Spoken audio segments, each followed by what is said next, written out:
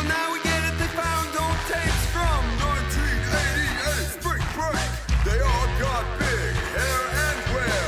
Multicolored pastel, triangle pattern, colors, and mesh tank tops. I just want to embrace. They got all the Winwood cassettes. CC top in the second deck. They can't understand the word that we say, so we just turn it up all the way and party like it's 1988 in space. Yeah, rock, yeah, rock, yeah, rock, yeah, rock in space. They've even got a Camaro, I rock,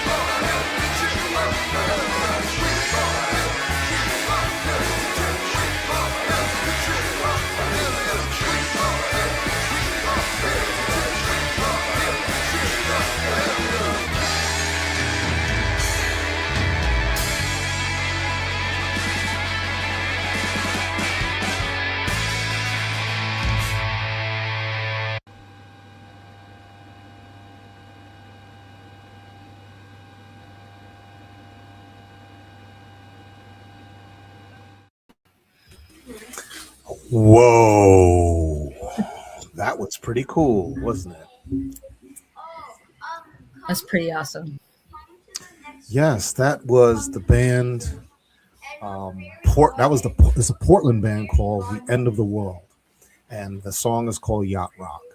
And this was brought to us by Mr. Derek Willis. Is that the right name? Derek Willis? Yes. Derek Willis, who is the filmmaker who created that music video for that band, right? So how does that happen, right? So you have a really cool filmmaker. He's highly artistic, very creative individual. She or he, right? Gotta get my pronouns right. So this human being who has a real liking for that band style, and what they do, they get together and they say, look, let's produce this piece of art. So they come with the music. He grabs the band members. He put them into some speculative universe, add the music and all of this cool art, and with an idea of what the song's about, made this film. And that's what the music video was all about. That's a music video, right? It's never changed ever since. It was probably, who do you think hashed this out first? Who hashed out music videos first? Who do you think? Was it MTV? Was it MTV? I think so. Or there's a good chance it was elsewhere prior, but MTV is who probably first collated all of this information, collated all of these films, all this content. That's who probably did it first. And then, of course, that brought on with all the other, that actually brought on more individuals, more bands and filmmakers to get together to create music videos, or just the distributor, the album, the record label, the label hired people to make music videos to help promote the songs, the albums, to sell more of them. Mm-hmm. Right? That's how a lot of that happened. And, you know, if you look at some of the retro music of the 80s, early 90s, it was pure, most of it, not all of it, but most of it was pure artistic, you know, creativity. It was these artistic performances. And a lot of times it's very abstract. If you looked at some of these old bands, like Ultravox, Talking Heads, B-52s, it's a blend of the band and art. You Yeah. know, Nitzer Ebb. I'm really dating myself now. Nitzer Ebb, Lightning Man. He's just running through back alleys and stuff. You know, yelling and screaming. May he rest in peace, because he actually, the lead from Nitzer Ebb actually passed away last year. Oh no. Yeah, Nitzer Ebb. They're English. I originally thought that they were like, when I first saw them, I thought they were either Polish or German, because the name itself, Nitzer Ebb, it's a Mm. very Germanic sounding um, word phrase. Okay, and but the band is actually an English band from Essex from the early '80s. Um, the band is Bon Harris, David Goday, Simon Granger, Jason Payne, and well, that's who they originally. No, I'm sorry, I'm getting it wrong here. Um, I want to say it was. Don't want to get it wrong now. Oh, it's too complicated the way they document these things. But the members were all. I'm going to name all the members. The members are Bon Harris, David Goday, Simon Granger, Jason Payne, Douglas McCarthy, Duk Nak Nguyen, Julian Beastie. That's more than, so those are band members that have come and gone. Some stayed wherever, right? But they were really active between '82 and the early '90s. That's when Okay. they were like super crazy. And their famous songs were Warsaw Ghetto, which made me think, Warsaw, isn't that Poland? Um, and then Murderous. But the one that I heard the most was Lightning Man. That was really famous because that's the one that had a real cool music video that MTV used to always play. And you could hear it on all the college stations, because most of this kind of music was because college radio played it. Regular radio did not play this kind of music. No. Okay. We could have a couple shows, and I'm serious, we could have a couple shows talking about a lot of those bands. If y'all really want to hear that, I'm more than happy to take you down that road.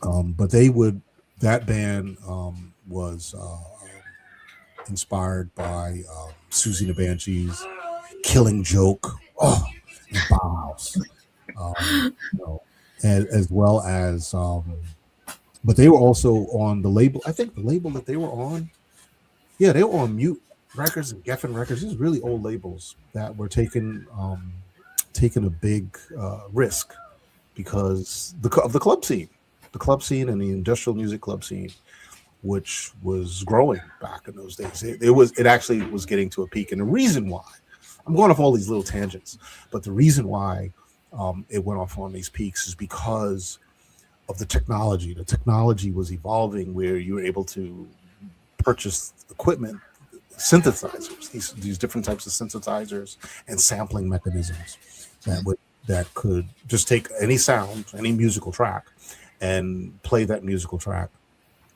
in a rhythm or and distort it in some way, sampling. And at the same time, all of this was going on, hip hop was growing in leaps and bounds at even higher amplitudes of reach. So it was very, very, very it was a very interesting time.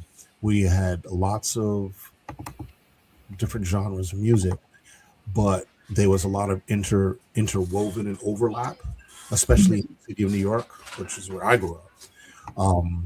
There was a lot of overlap in all of this music, and a lot of that type of music, like I said, would never play on radio, right? They would never play it on radio, but it would play on college radio, not mainstream radio, but college radio, and it would play at all the local clubs, all the scenes in the local clubs.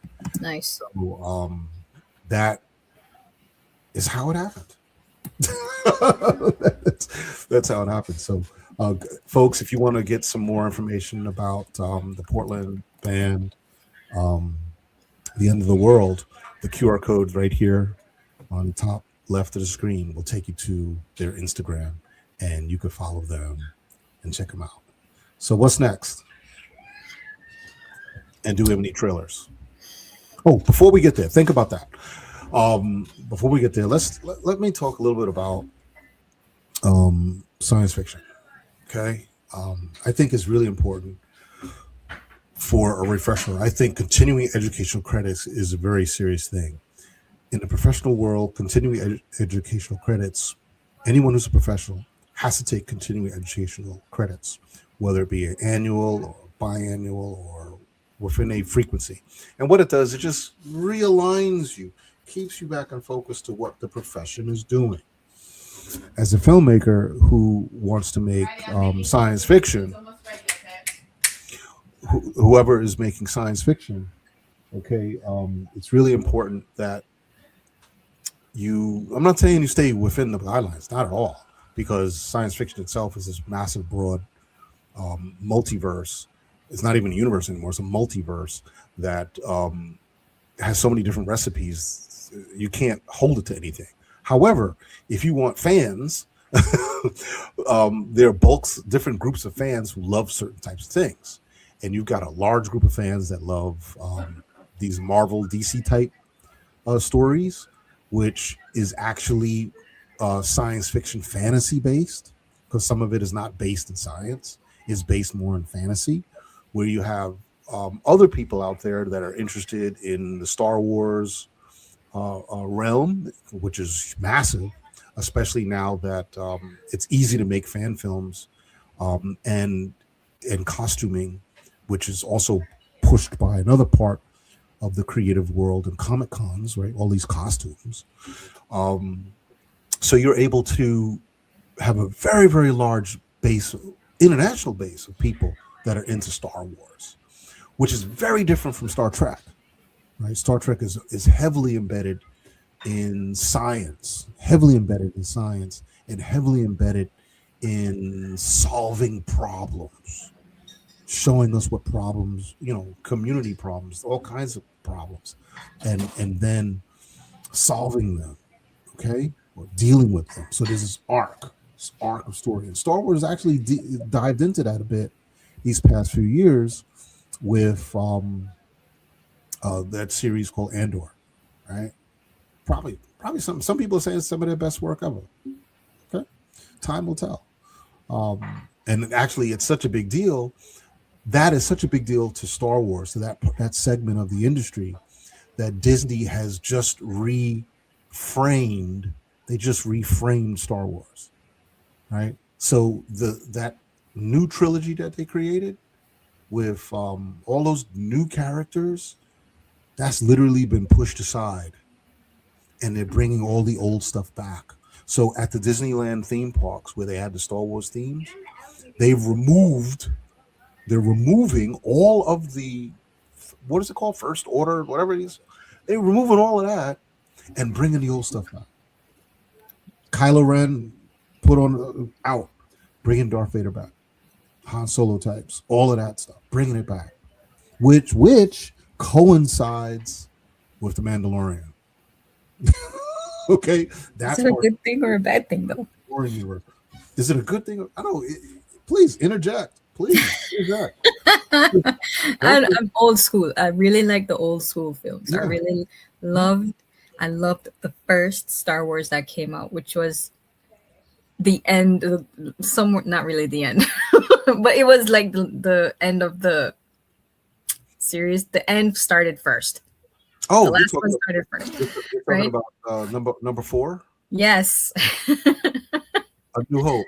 But I really, it was pretty cool when they actually, like the scene where they put in Darth Vader being on the ship and destroying everyone when they got the Rogue One. Yeah, when they got the plan for the plan for the Death Star, and Darth Vader was in the end, destroying everybody. I thought that was cool because it came up. It was in the first movie. Yes. What you witnessed was, I'm not telling you to tell you, but I'm just putting it in a little box for everybody else based on what I think. Yeah. That was at the time probably the most violent scene Disney ever made. Yes, that was straight horror. That was sci-fi horror. That scene, everybody because I saw it in the theater, and the theater was packed. One of the few times you ever go to a movie theater where it's full and you can't see the seats because it's full with people, and everybody was yelling and screaming. Totally unexpected. No. evil, Satan himself shows up and ruins it for everybody. Yeah, You think you're getting away with the plans, and it's funny. The plans change size throughout the film. It it went did. from this It this did. thing like this to it's kind of funny, and how long it took for the plans, the extra sketch, to be transitioned from this to this to this. It took forever in some cases. Hurry up, get the data, Mhm. which is kind of funny itself. People made stories, all kind of movies and jokes about those things. Anyway, um, but yeah, that part, that was Rogue One, which was right before New Hope, Mhm. right before New Hope, and it was the most critical time.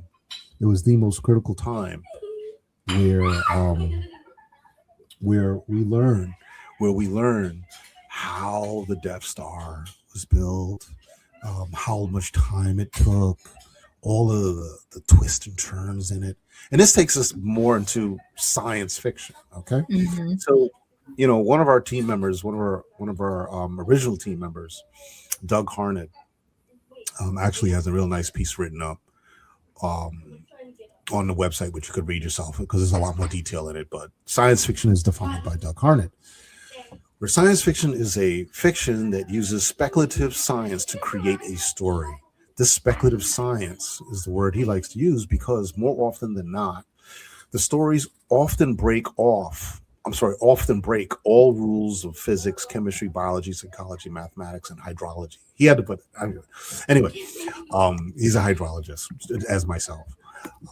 The science fiction genre expansively includes fantasy with. They like to include knights, sword fights, right, lightsabers, devils, fairies, magic, all these things. Also horror and zombies in a post-apocalyptic world. My favorite ones. Such as the I like Alien and Predator. I know that, and yeah, Predator was my favorite one with Arnold Schwarzenegger, the first one. Mhm. That one was my favorite one. And then it had another one that came out called Prey. That one was good. Oh yeah, Prey. Prey is I personally put Prey on the same shelf as Borderlands. You seen Borderlands yet? Borderlands. That's the No. latest. That's the latest. You No. gotta Oh, yes, that's the you latest gotta, one. I haven't you seen gotta, it yet. you Not gotta go yet. to you gotta go watch it if you could watch it in the theaters anymore. It may already be out the theaters, but It's that on Hulu, I think. yeah, Hulu's about to get taken down too, so Yeah, you're gonna I have to figure hear. this out. Get on that Disney packet. Anyway, it's amazing. Disney's becoming the most violent channel out there. So I'm surprised they don't have MMA fights, but Borderlands might be the best Predator movie of them all. Really? Yes, All yes, right. yes. It's incredible. It's incredible. Okay, All it's right. you're like what? People, I saw it in the theaters, and people were freaking out in the theaters. No. A lot of old Predator fans were in there. Okay, hold on a second. Okay,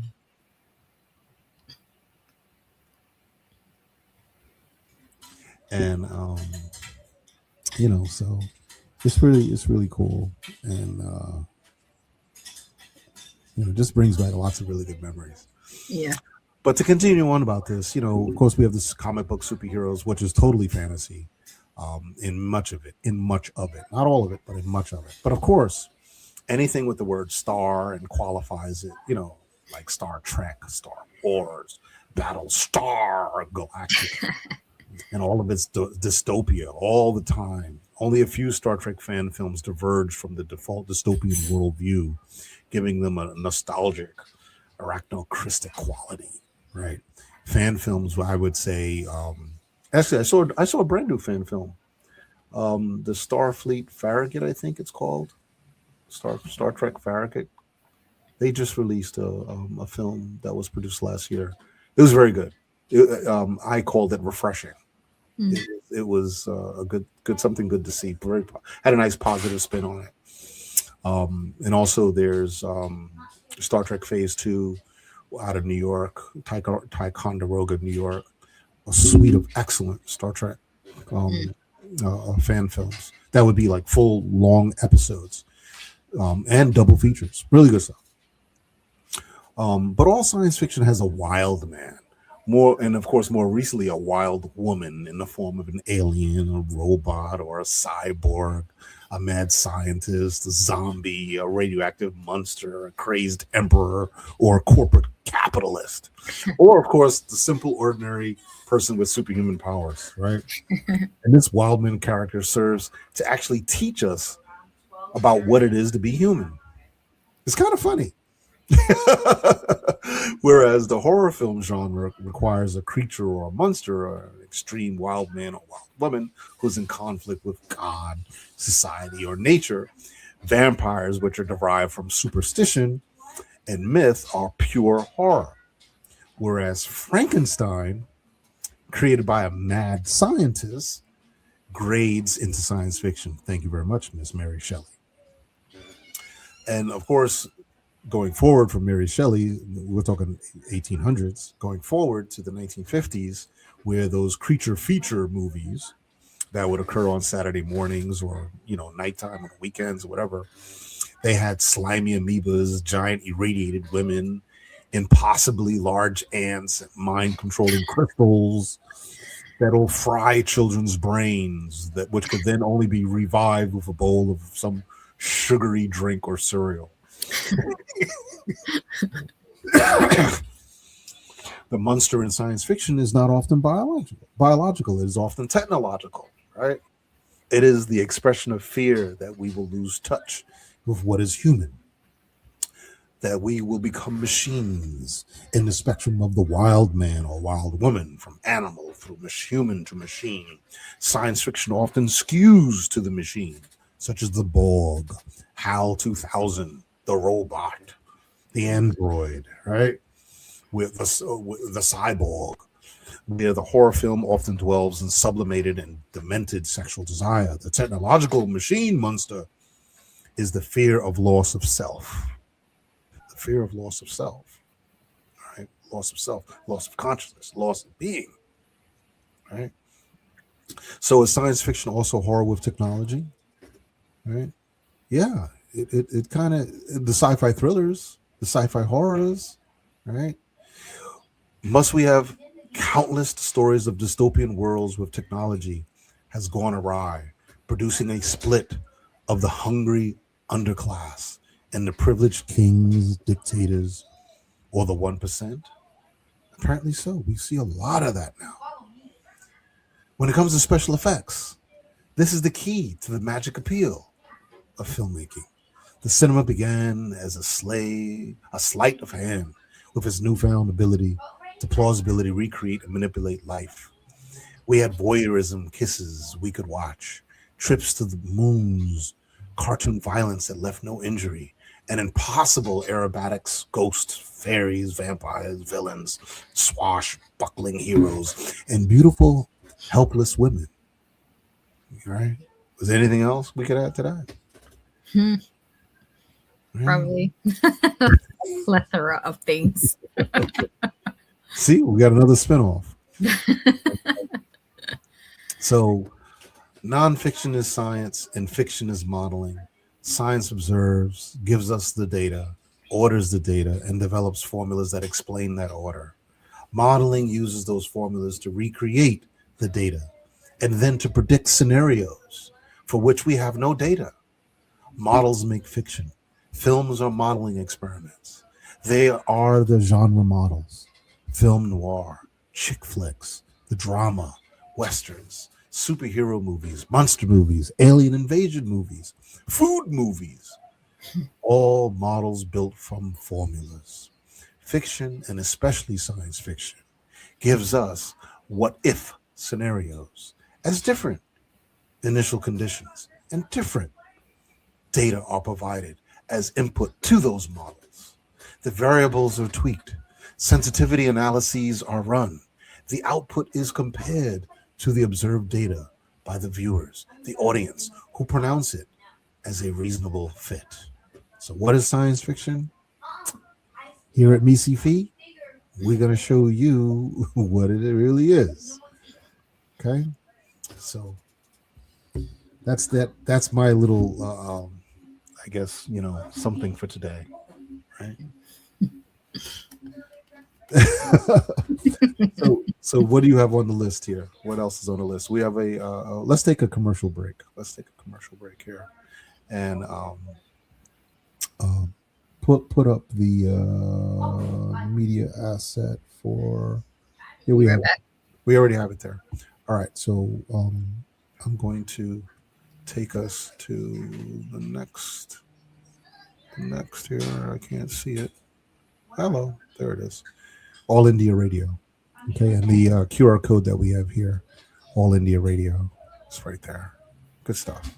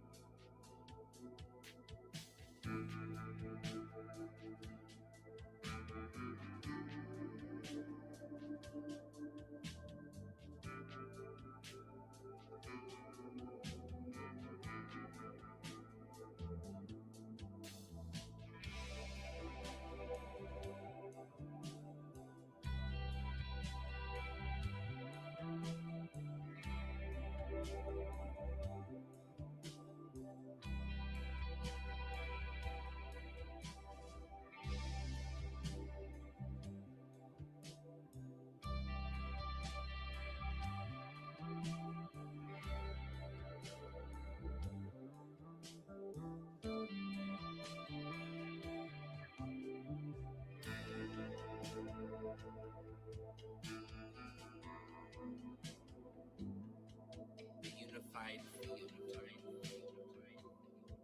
The experiencing of it does everything. Allows any human being to dive within and transcend and experience this ocean of pure consciousness. And a side effect of enlivening this consciousness is negativity starts to recede. It's at the base of all mind and all matter. Everything that is a thing emerges from this field. Bliss, intelligence, creativity, universal love, energy, peace.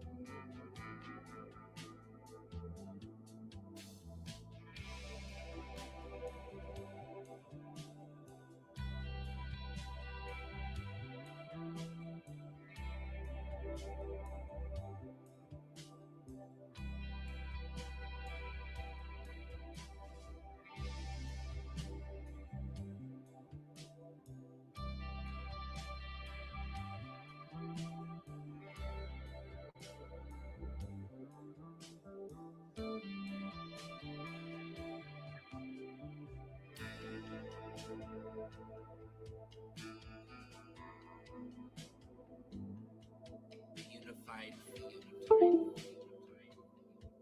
The experiencing of it does everything. Allows any human being to dive within and transcend and experience this ocean of pure consciousness.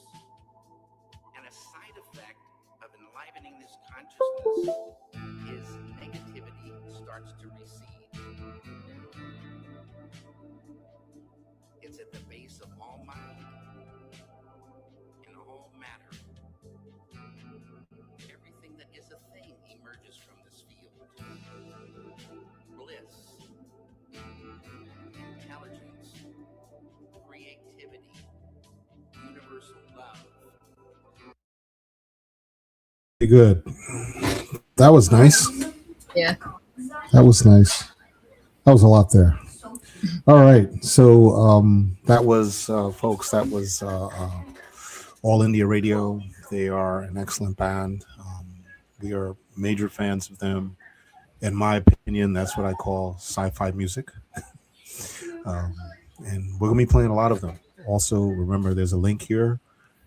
You like their music, we ask you to check them out on YouTube, check them out on Instagram, buy their music. It's very soothing, great music when you have long commutes or just cool, relaxing times that you're just hanging out at the pad, right? At the house.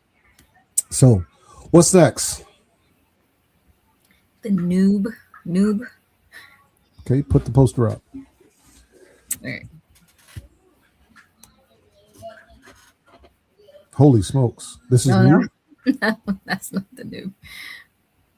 I need my glasses. Sorry, you go see the nerd Sheena come in now. This is noob. This is noob. That's noob. Okay. So tell us about noob. What's going on with noob? So this is more, well, without giving too much information, this is more of a serious type of film. It's directed towards like removing doubt, self-doubt that's caused by childhood trauma, and it kind of goes away, so to speak. Mm-hmm. In a nutshell, it's basically what everyone experiences. But if you want to remove self-doubt, you become fearless. Yeah, it's there's a summary in right here. Take a look at the summary. What does it say? Not so distant future procedure exists that can eliminate self-doubt caused by childhood trauma and emotional wounds. An emotional childhood leaves Joan isolated and struggling to find self-worth in a world where the standard is nothing short of perfection. Wow, that's it's a heck of a film, folks. It's a short film. Short film from where does Noob come from? Noob is from it's a US film. It's a US production.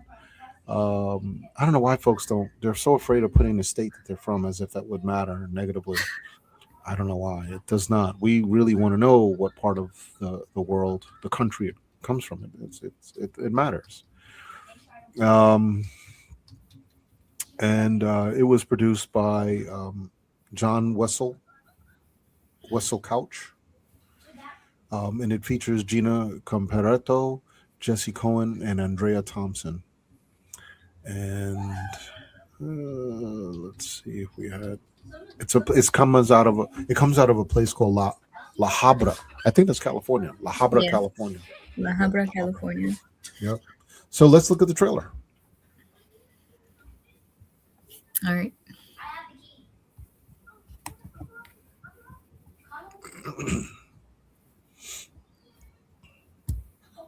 This is a sad world for a lot of people, Joan, but it doesn't have to be.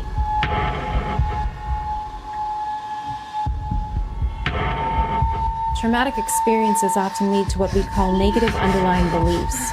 Do you feel disconnected and lack meaningful relationships? Whatever you're going through, you've come to the right place. Is self-doubt crippling you? I've had patients exhaust themselves trying to find the right medication or waste years in therapy when this procedure can change their lives in an instant. So it really works. Every morning, I wake up smiling. I'm just afraid I'll become a completely different person.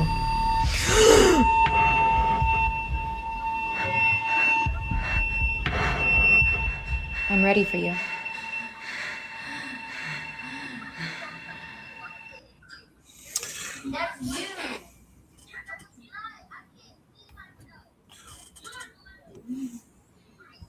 Wow, now that is a sci-fi thriller. Okay, that falls into the category of science fiction thriller, without a doubt. Without a doubt, this is something that is a little bit scary.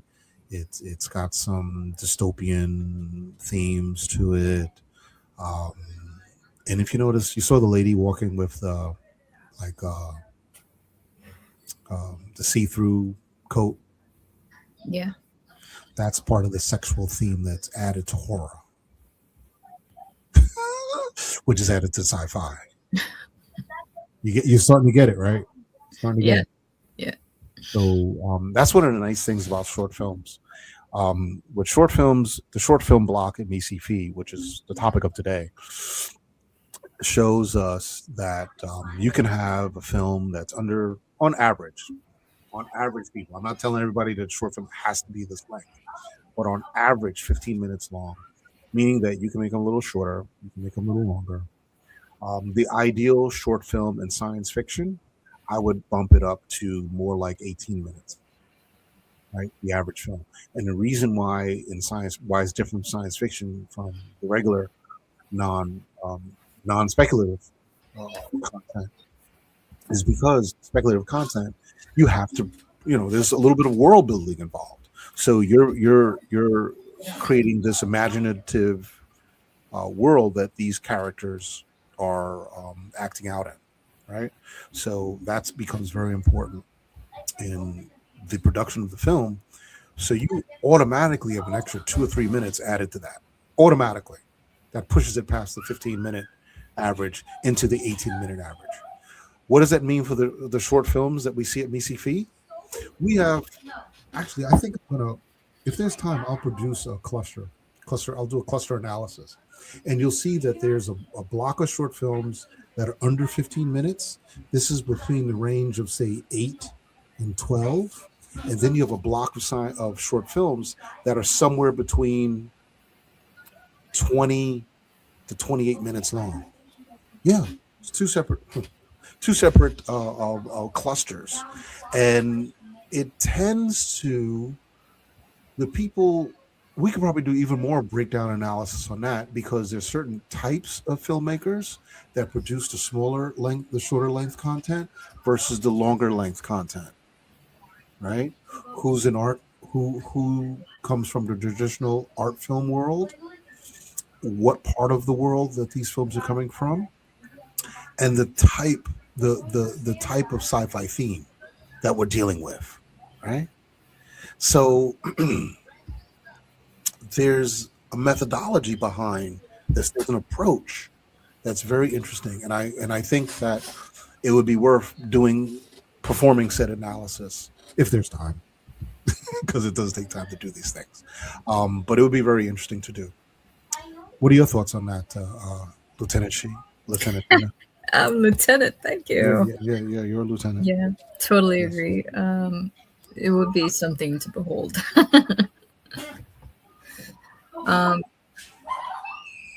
As far as like science fiction, I mean the sheer, going back what you said about the sheer jacket, that's the sexual part of the Yep. sci-fi. So it is a very minimal part of it, I guess. Yep. But yeah, I agree with you. I can see how that could be part of it, That's right. or classified as that. That's right. And we've got enough sci-fi thrillers to analyze this, Yeah. especially this season, to look at these types of things. So what's next? What's next on the queue here? What's next? So we got The Keepers. We definitely have definitely have a trailer for that, don't we? Well, we don't really have it. I don't have it to download, but I can share my screen. Wait a second. What do you mean? The Keeper. Hold on. I know there's a. That's from Milton Muller. The Keepers is from Canada. Yeah. And oh yeah, I see. It's not downloadable. Oh. Yeah, I'd have to share my screen. We're from YouTube. From no, from our website. If I could do that. I'll do it from YouTube. I have it right here. I'll share it right here.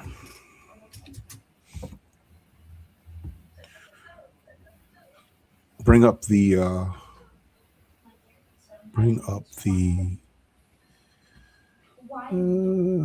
let's see. There we go.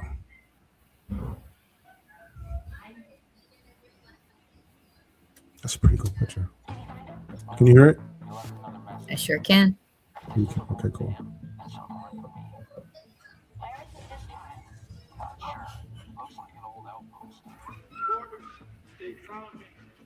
Oh, who's that? Who is that? So he looks familiar. Who is that?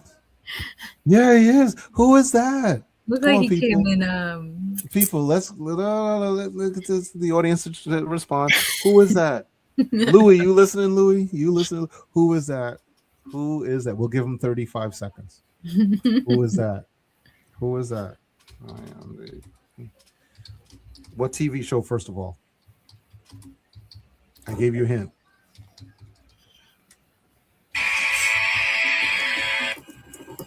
Come on now. Come on now. Who is that? That's Michael. That's Michael Hogan. That's Michael Hogan himself, who played Colonel Saul Tigh in the Battlestar Galactica Reimagined series.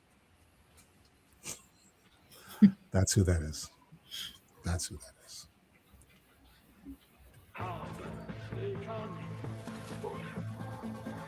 He's from Canada.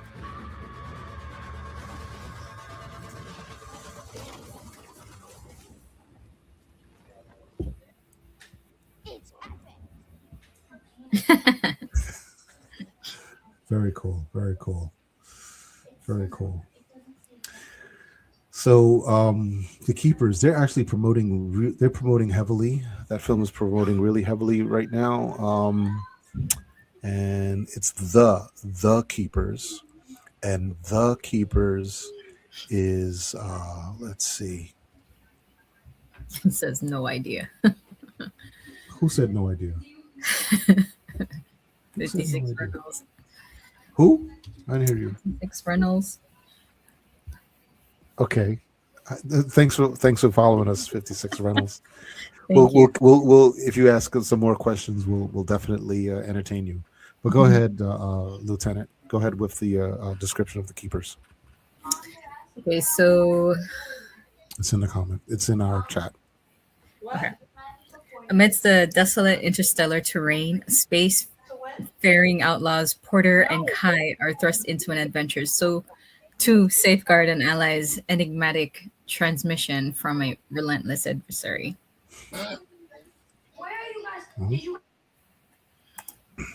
Well, there you go. All right. So that's a short film, folks. And the length, once again, regarding the lengths of these films, The Keepers is actually very, very short. It's a very, very short film. It's under 7 minutes. It's about 6 minutes, 57 seconds. Very good film, though. Very good. Do also realize that every film in MiSciFi, we get so many films a year that, and there are so many good ones in the bunch, we can't enter all of them in the festival. We just don't have the physical slots, the venue space. So we only take the top of the top.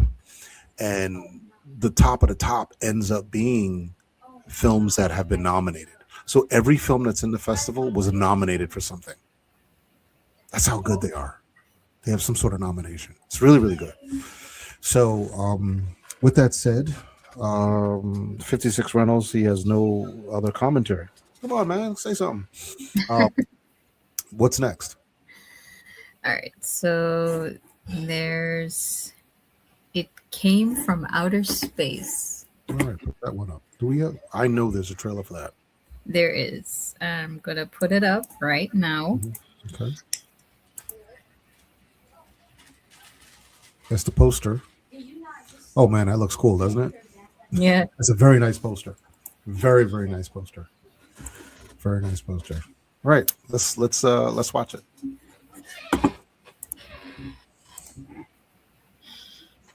Dun, dun, dun.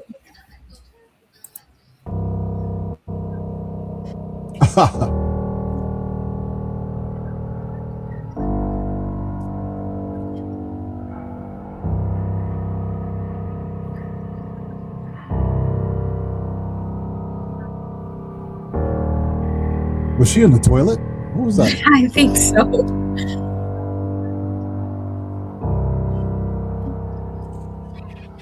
Okay. Once again, folks, another sci-fi thriller. Just a mere fact. First of all, you have the music. It's very down-tempo, scary music, right? She's in a toilet. What's going on there? Right? And it looked like she had some sort of exogenic flesh organism that she was touching, right? Some sort of octopus-looking, flesh-looking thing. What does the synopsis say about that film? What is it telling us? It is. Where's my description? Okay, Take a look. Take a look in our chat. Okay, I just got it. All right. An ambitious marine biologist finds a strange alien-looking egg on the shores of a Long Island beach. She brings it back to her home lab to study it. Alien egg. Yep. How does she know it's an egg? It's shaped like an egg? One? Oh my God. And it's in New York. See what happens in New York? Long Island. Oh my God. Let's go back.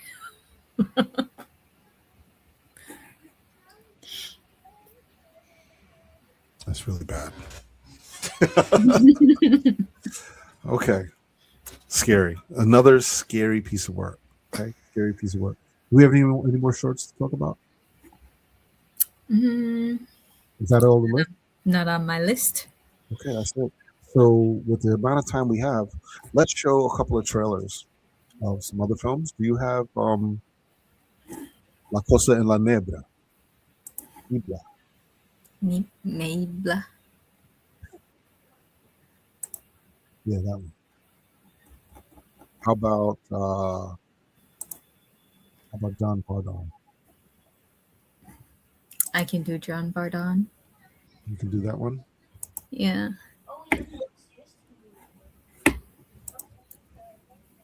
You're beating your keyboard. You're beating your keyboard or something, or you're beating really hard. What's going on? With that? You hear that? It's my mouse. Yeah, you're beating the heck out of it. Poor thing is getting smashed. My bad. I'm not so gentle. at all.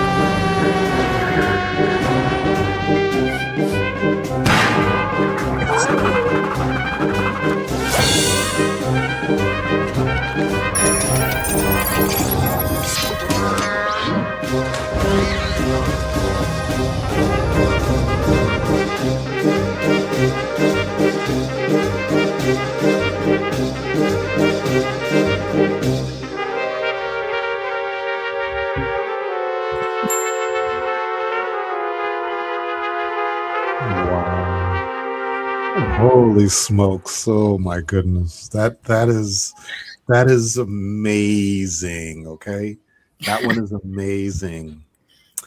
It's in the virtual festival, and it is the first science fiction film probably made in North Macedonia. That's where it's from, formerly Yugoslavia. And go ahead and tell everybody what it's about. All right, so it says when an IQ challenged human gets abducted by a narcissistic robot to become a specimen in his intergalactic zoo, they will have to join forces and protect the most dangerous weapon in the galaxy from falling into the wrong hands. Yes. This is made by a gentleman named it is one of the most difficult pronunciations. Gose Zvenovsky.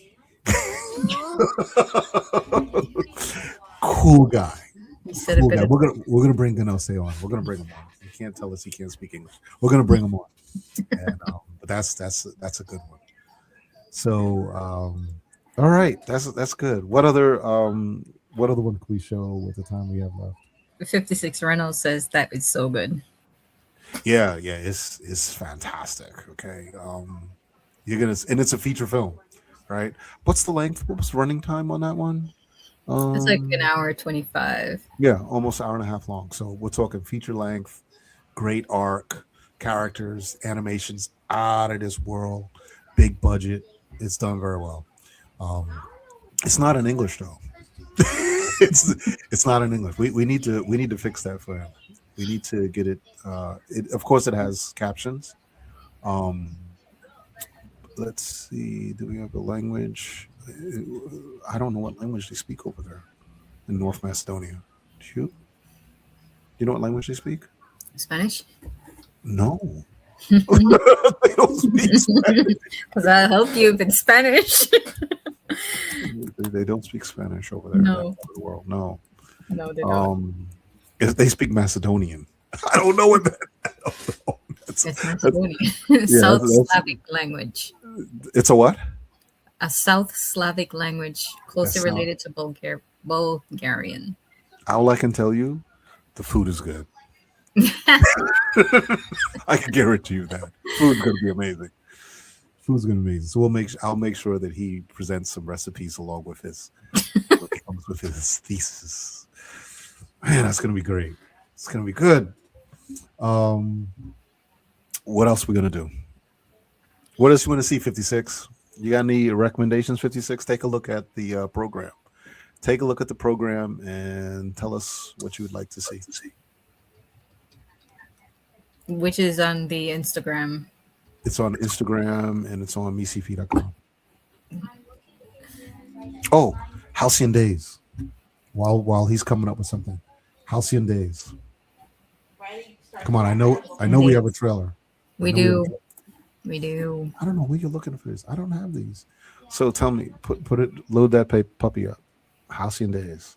Halcyon Days is the theme of the festival. Off world. And what's her name? She's cool. Carrie.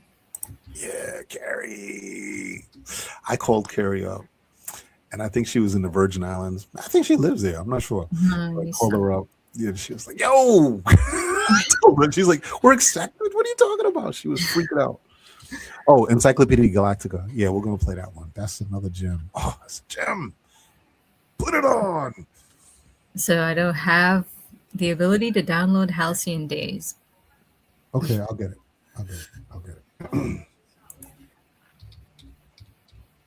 Put it in the chat so we can fix that. How do you spell that? HALCYON. Keep going. DAZ. Okay, I'd have gotten that wrong. Okay, hold on a second. I would have definitely gotten that wrong. All right, hold on. There is a YouTube. Hold on. It's a little long. All right, it's a little long, but we're gonna make it work. Internet's freaking out too. Internet is having a problem. We gotta switch to fiber. The internet is giving me a problem. Come on. YouTube is having a problem.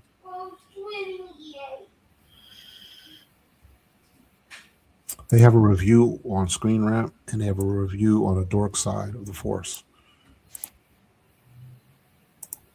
Ready?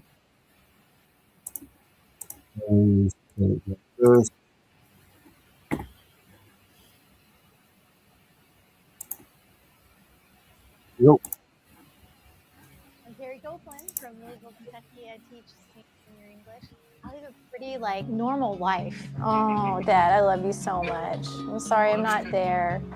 All right, happy 80th birthday. I'm missing my dad's 80th birthday, but priorities, I gotta be on the Star Cruiser right now. Hello there. I would like to congratulate you on booking your voyage through the galaxy. You will be boarding the Halcyon. Star Wars Galactic Star Cruiser is a first of its kind vacation experience where you get to spend 2 days and 2 nights living out your very own Star Wars story. The Galactic Star Cruiser was a branded Star Wars experience on Disney property that was a 2-day immersive theatrical live game-playing theater event. On its surface level, that's what it was. I became obsessed with the Star Cruiser, but I shouldn't have gotten obsessed. I'm not a Star Wars super fan. So I want to look under the hood of this thing, and I want to know how, why, what does it mean about who we are? What's up with the Star Cruiser? Do you need a drink? Not now. Oh, Jellicle Snug Snack? So I decided on this character, Jellicle Snug Snacks, aka Snacks, baby. Behold. Cosplay became something where I could express myself very freely. I can be a villain. I can be a non-human creature. I can be a wise sage. I can be a funny character. I think you like sheep. And I found that very freeing. Pleased to know that our new ship's mechanic, Sammy, has brought him here. It's 70 hours of immersive theater happening over the course of 2 days. Just call me Snacks. Yes. If we're skilled enough and we do our job, you take them through not just watching a hero's journey, but living it. So an alternate reality game is what we call this transmedia experience. You have to go out and search and seek. I just downloaded some stuff to my data pad. You might talk to non-player characters. Holy crap. What we fight for is not enough. This is amazing. Maybe this world is deeper than I think it is. How deep does it go? How did Disney create this thing that's so magic and powerful and connected so many people in such a positive way? It felt kind of like I had been searching for like a certain level of belonging for a very long time, and that you feel like kind of instantly at home and welcome. It's evolved into not just Star Cruiser friends, they're just friends now. And that Disney certainly did not plan for. Breaking news from Disney this afternoon. One of its newest hotels at Disney World is about to close its doors for good. This is the third to last voyage, and I can feel that. People are crying and sad. Disney is permanently shutting down its Galactic Star Cruiser Hotel. I think that it was doomed, like hard doomed from the beginning. Yeah, that is just so sad. It's over. That was a year and a half of magic that everybody who got to touch it and be a part of it will remember forever.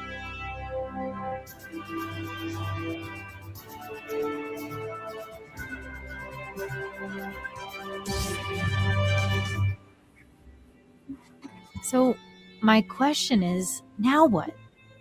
What are we going to do now?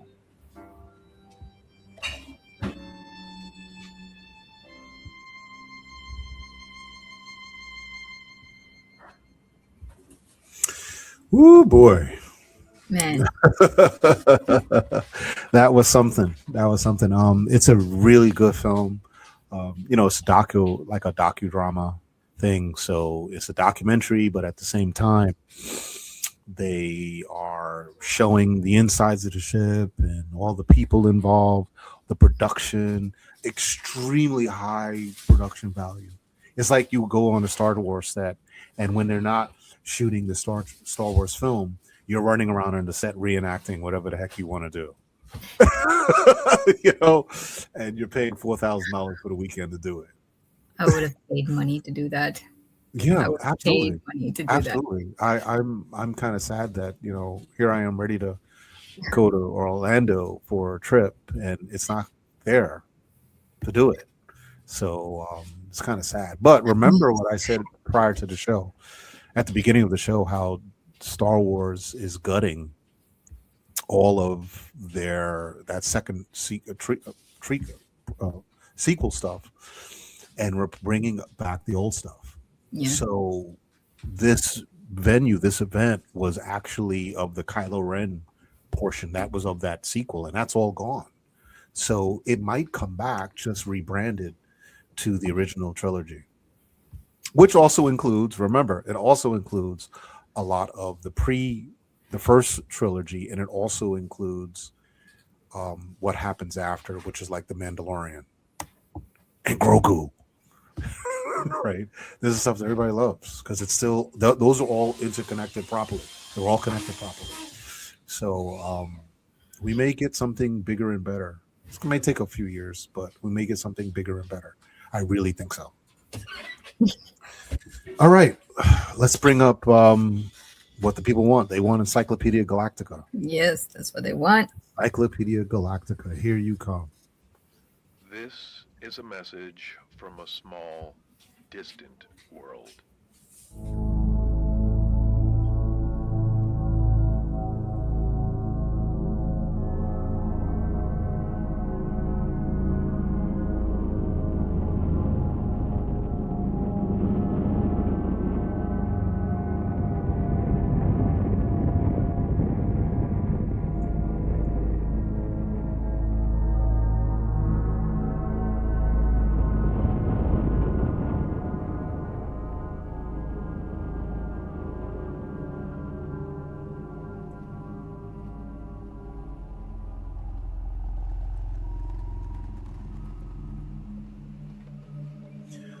That is so good. You need to play it again. That is dope. You gotta play it again. That is so cool. You gotta play it again. That is so good. It's a short, This but is a message it's amazing. from a small, distant world.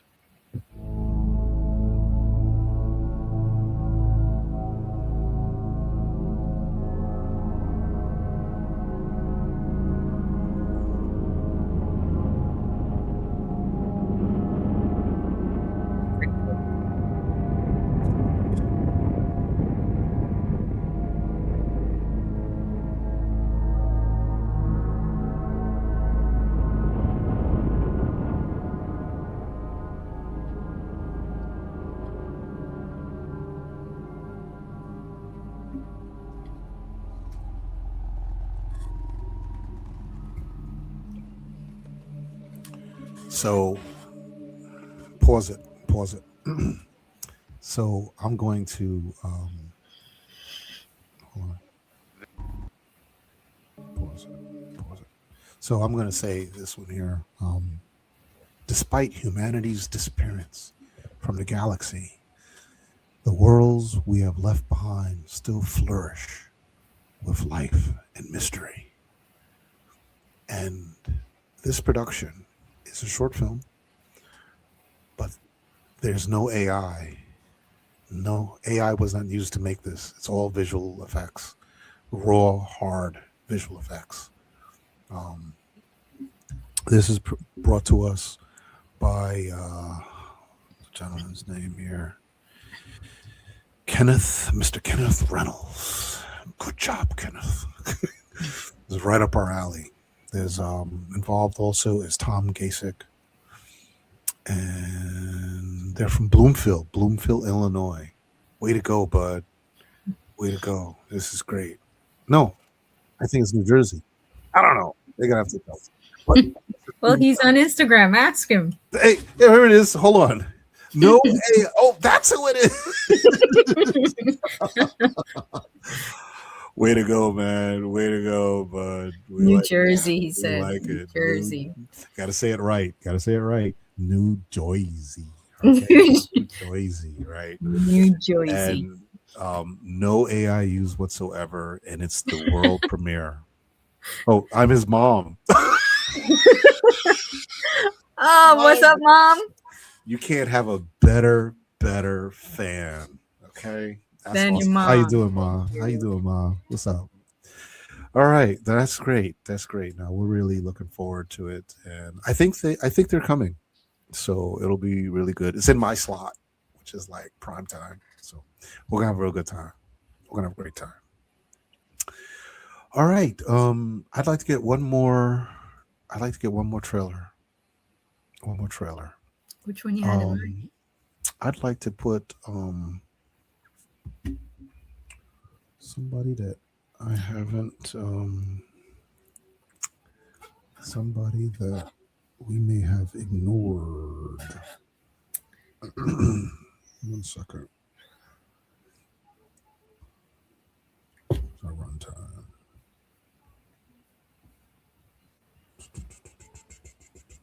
Anti-Scar. Anti-Scar. Folks, we've got a special gem for you, okay? Anti-Scar comes to us from South Korea, right? This is a rare opportunity. It's a film from South Korea. Who here likes K-pop? Anybody likes K-pop? K-pop? You like that stuff? Isn't that like real popular right now? Yes. It's what they call trending, okay? Formal idol trainee and delivery rider Park Do-yoon is set in an alternate universe by the old man, where he encounters a version of himself who has become a global superstar.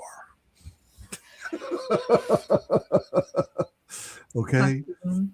This film is free is awesome. Where's the trailer? Hold on a second. So I don't have the trailer up here. I'm gonna get it. Mr. Paul. I'm gonna get Mr. Paul here. The moment. 1 minute, please. Let's see. Moment. Yeah. It's so difficult to get through this stuff. Yes, they are. What are they saying? Your mom is she's still rooting for him. Hold on a second. Let's go. We should have a trailer here somewhere. Where's the trailer? Here we go. Man, I almost had to pull the teeth. Let's go. I had to verify that I'm a human being. Okay. Man, I don't know why I would have to do that. Can I download this trailer? Well, no, I can't. So we're gonna do this instead. We got it, folks. We got it. Y'all gonna want to come and see this one, all right? You can't not come. Hold on.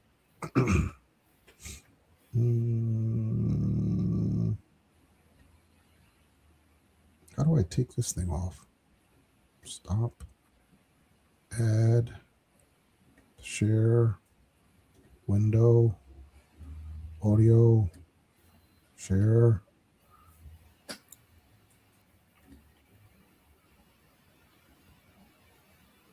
What's going on? Why isn't it working? Oh, you got to take yours down. Okay. One moment, please. I got it. We got it. We got it. Ready? Here we go.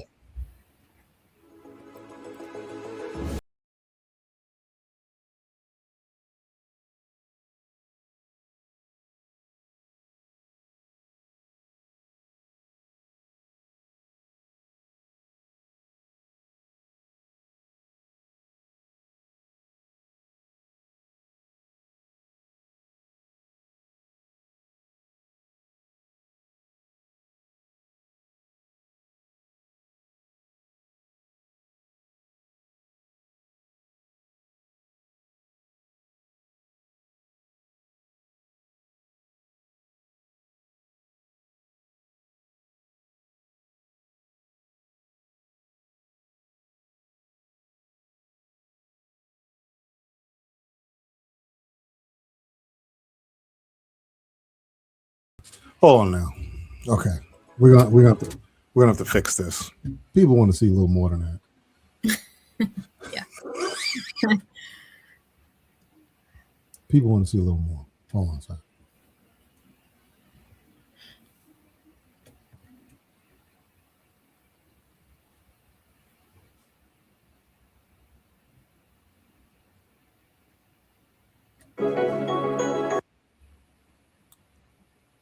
Reduce. Get back to this. Bring it up here.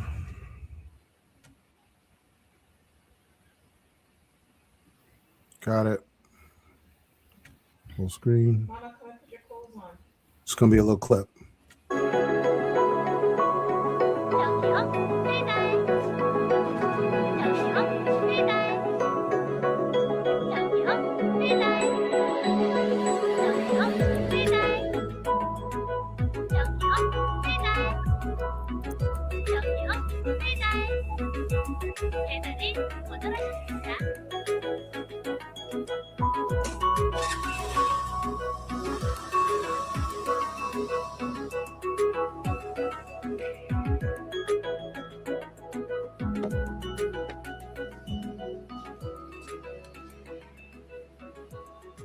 Riley, honey. My clothes are right here. What's wrong with you? Nothing. Okay. Your clothes are right there, honey.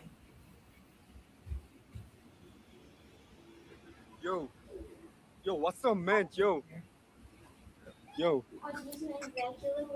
I made them. 안녕하세요.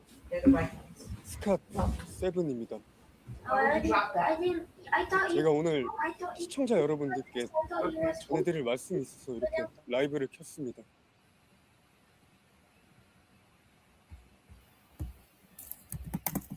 이제 그만두려고 합니다. 비록 구독자 47명 뭐 이렇게까지 하냐고 비웃을 수도 있지만 떠나가는 길 마지막 인사는 드리고 싶었어요.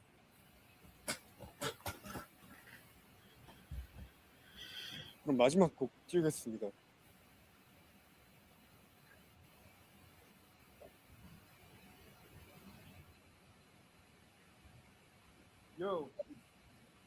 Yo, okay, yo. 야, 인생은 실전이더라. 아이돌 되려고 학교도 때려쳤는데 졸라 잘 나갈 줄 알고 서울로 이사 왔는데 피한다고 졸라 도망 다니니까 이제 내 몸이 아픈 게 아니라 초라해진 내 모습에 내 마음이 더 만신창이. 이렇게 하면 잘 될 것 같았는데 저렇게 했어야 하는 걸. 저렇게 하면 잘 될 것 같았는데 이렇게 했어야 하는 걸. 이리 봐도 저리 봐도 그냥 난 구제불능이었던 것.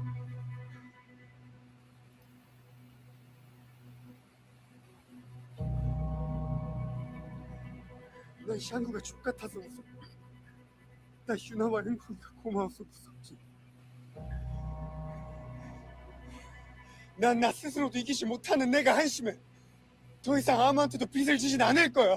나 그냥 스쿠터 타고 졸라게 달릴 거야. 나는야 페달의 왕자, 저기 이후의 제왕, 진정한 딸배.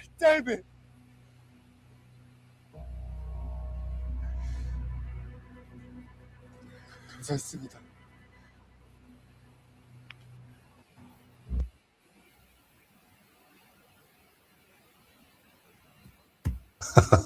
What do you think?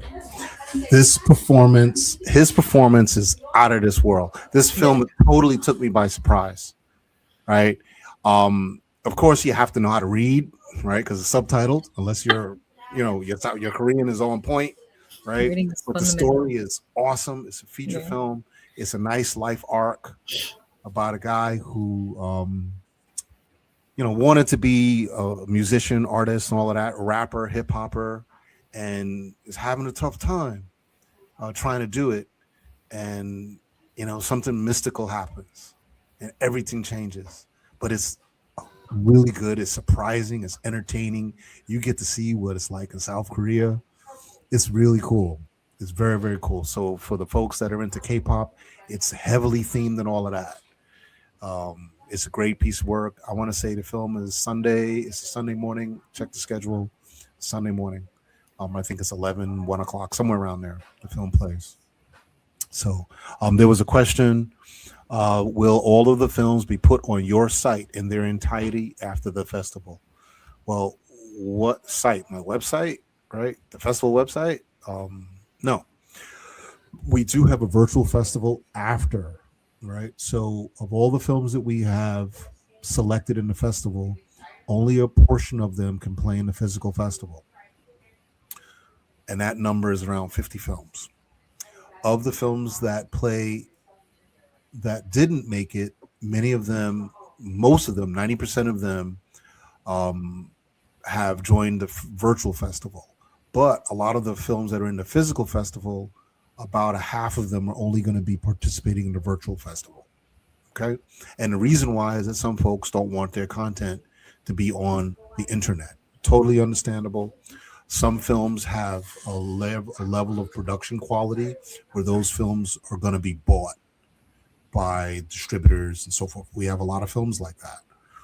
These films are going to end up on Netflix, whoever else out there.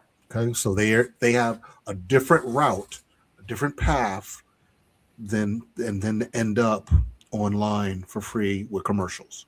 Some films are going to have a more direct path to get to that, but they're all going through the festival cycle till they get to that. Okay, so it's just important to understand these paths, the decisions that people make. We respect all of their decisions. If you are a world premiere and don't come to the virtual festival, that's perfectly fine. All right, you world premiere, because there are many other festivals that are going to want your work, and they're not necessarily going to want it to be on a Roku channel. Okay, that's perfectly fine. We have asked those questions to all of our filmmakers, so they're given the opportunity to decide what direction they want, and if they need guidance, we help you. All right, Jamie, who some of you will meet if you want to be interviewed by her and be part of the film market, she's going to give you world first class advice on how to what steps you need to take. All right, so that's it for now. That's all we got, right? We're good. Yeah, we're good. Okay. So let's end out because let's see. We're gonna close, leave the channel playing, and we're gonna close with one of our gems from All India Radio. Mm-hmm. Give me something long here. Never anything long enough. We're gonna make it work.